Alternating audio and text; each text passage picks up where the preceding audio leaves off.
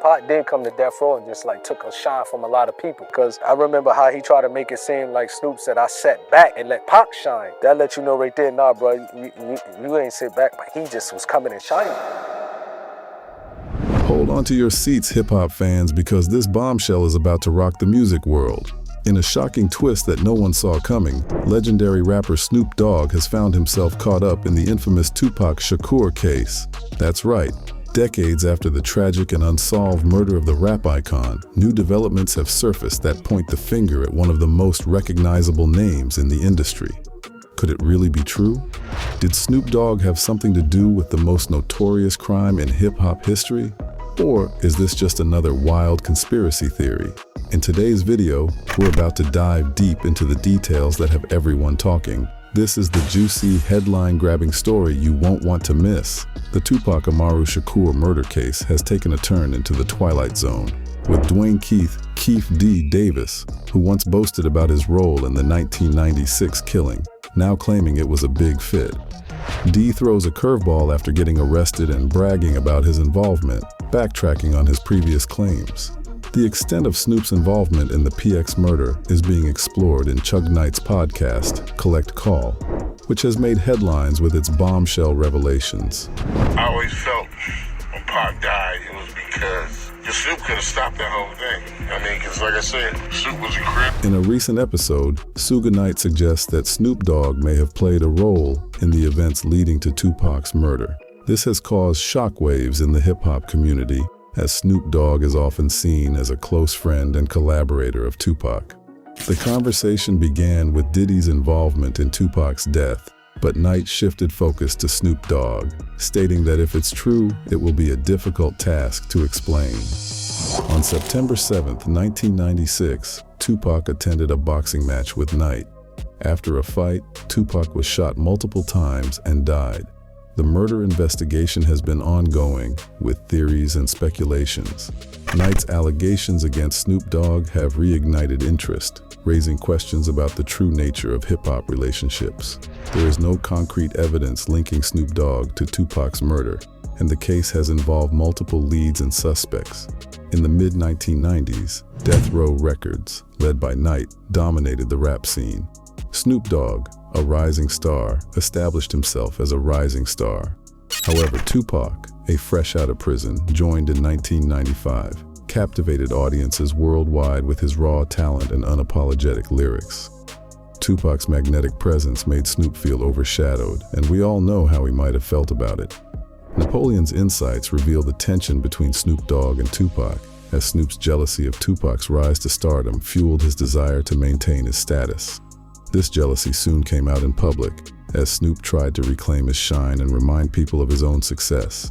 This made everyone ask one question: was their friendship even genuine? Snoop Dogg and Tupac were friends, but jealousy can cloud even the strongest bonds. Their chemistry and talent were showcased in their iconic collaboration on Two of America's Most Wanted. Snoop Dogg opened up about his reaction to hitting Tupac on Discord, highlighting the strain on their friendship leading up to Tupac's tragic death. In New York, Snoop Dogg was criticized for his association with Big Puff Daddy and other New York artists, leading to a rift between him and Tupac.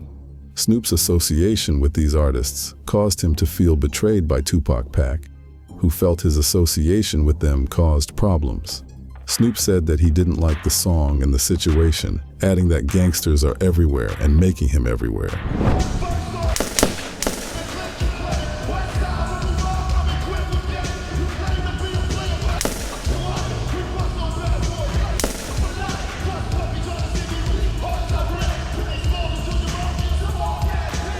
Snoop Dogg admitted his disappointment in Tupac's action, which targeted their East Coast rivals and created a divide between the two.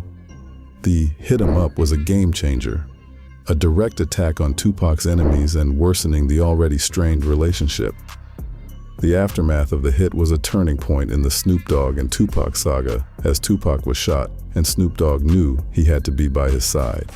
Snoop Dogg was desperate to find Tupac at this point, and his friends arrived at Knight's house, unaware of his condition. Knight had hoped that Tupac would recover after being shot 9 times. However, when they arrived at the hospital, they found Tupac with tubes in his chest. The situation was overwhelming, and Tupac's mother, Afeni Shakur, understood what Snoop Dogg must be going through and came to talk to him and console him. The two shared a heartfelt conversation about their love and the importance of being there for each other. Despite tension, Shakur thanked Dogg for his contributions to music and culture, stating that his legacy would continue to inspire generations. In their final moments, Dogg and Tupac found solace in their unspoken connection, even after Tupac's soul had left his body. But this doesn't rid Snoop Dogg of all responsibilities. Actor Fionn Love claims that Snoop Dogg had the power to prevent Tupac's death due to his affiliation with the Crips organization. Love believes that Snoop's influence could have stopped any plans to harm Tupac. Spectators said that tension between the two set off a chain of events leading to the fatal shooting. Love suggests that the reasons behind Snoop's failure to intervene could be attributed to loyalty to his gang affiliation or other factors. According to reports, Tupac Shakur was confronted by armed men at Quad Recording Studios in Manhattan, who asked him to surrender his valuables. He refused, and an altercation took place, after which he was shot 5 times. The wounds were critical, and Shakur had almost lost his life. This incident significantly impacted his relationship with Biggie Smalls, who had been friends and collaborators before the shooting. Tupac held Smalls in high regard for his authenticity and lyrical prowess, while Smalls admired his commitment to social justice. Tupac felt betrayed and hurt after this incident. He believed Biggie had planned and pulled off the attack. Tupac allegedly flipped off Biggie and Associates from his Bad Boy Records label, which caused irreparable damage to their relationship. The divide between Biggie and Bad Boy Records grew as the incident escalated. Tupac claimed that Bad Boy Records and Combs knew about the attack that almost took his life, but they denied it. Both artists used music and media to express frustration and seek revenge. The feud between East Coast and West Coast rap scenes escalated when Knight invited these artists to join Death Row. The media only fueled the East Coast versus West Coast feud and put it on the Vibe magazine as a highlight. Former record executive James Roseman, known as Jimmy Henchman, became a central figure who started the beef. Roseman confessed that he was involved in some criminal activities, including the Quad studio shooting. Tupac Shakur accused Roseman of orchestrating the attack, but it was never proven. Instead, a new name came out, Dexter Isaac. Dexter Isaac confessed to hiring James Roseman to shoot Tupac at Quad Studio, but neither was charged. Roseman was convicted of murder, while Isaac was serving a sentence for robbery and murder. The feud impacted Biggie's marriage to Faith Evans, and Tupac and Death Row Records strained their relationship with Evans. The Biggie mob and Prodigy were targeted in Tupac's famous hit song, and it all became dirty very fast. Tupac called mob members fake thugs and challenged their credibility. This got him into another feud with Bad Boy Records and Death Row Records. Mobb Deep released a scathing response to Tupac's insults, while Nas, not directly affiliated with Bad Boy Records, expressed support for Biggie and the East Coast. Junior Mafia, led by Biggie Smalls, also played a significant role in the feud. When asked about it, Puff Daddy denied dissing Tupac and argued that Biggie would have called him out by name. The involvement of New York rappers intensified the East Coast-West Coast feud, turning it into a larger narrative of New York versus Los Angeles. The feud became a cultural phenomenon and attracted fans and media outlets. The incident became so big that it eventually led to the murder of Tupac and Biggie. Keefe D, a member of the Southside Crips, confessed to the Los Angeles police in 2008 about his involvement in Tupac Shakur's murder. Las Vegas Metro Police took Dwayne Keefe D. Davis into custody Friday. He's being held on charges related to the 1996 murder of rapper Tupac Shakur. In exchange for immunity, he revealed details about the events leading up to Tupac's tragic death, claiming that if Tupac had been on his side, he would have been the shooter. Keefe D claimed a Glock .40 was used in a shooting, but also implicated Sean Diddy in ordering the hit on Tupac and Knight. Diddy expressed his desire to get rid of them, referring to Tupac and Knight. The alleged terms of the hit were settled at Greenblatt's Deli, where Keefe D asked for $1 million to kill Tupac and Knight. He asserted that the Southside Crips never received the payment. In the 2018 series Death Row Chronicles on BET, Keefe D admitted to being in the car that killed Tupac Shakur. He was with Orlando Baby Lane Anderson, Terrence Bubble Up Brown, and DeAndre Freaky Smith, members of the Southside Crips. They were waiting for Tupac to perform at Club 66-2. A pivotal moment led to Tupac sticking his head out of a car window, after which the tragic event took place. In his 2019 memoir, Compton Street legend Keefe D delves into the shocking details surrounding Tupac's murder by revealing alleged meetings, tensions, and motivations behind the tragic incident.